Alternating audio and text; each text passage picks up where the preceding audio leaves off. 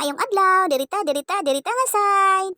For today's recipe, magisa tag puso nga butang agtuno. Ako nga nang gichapi-chapi ang puso. Human nagpatabang ko sa akong bana in town og puga sa puso butang asin kay dili ko kadaog kay sakit pa kayo akong bukton. Saon man.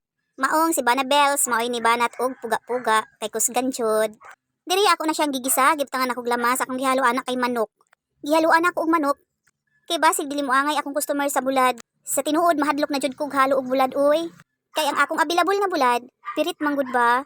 O diri na pud ta, ako na siyang baluton. Ang tinuod, kanang isa ka bandihado, gipakyaw na siya sa akong customer. Akong sugid nga customer.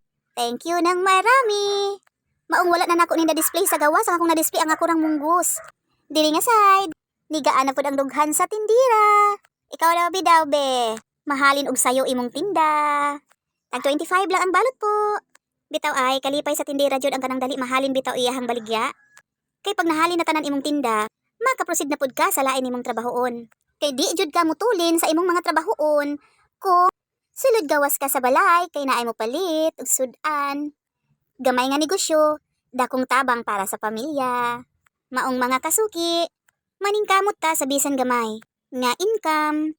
Kay ang gamay pag natigom na siya, mudako na.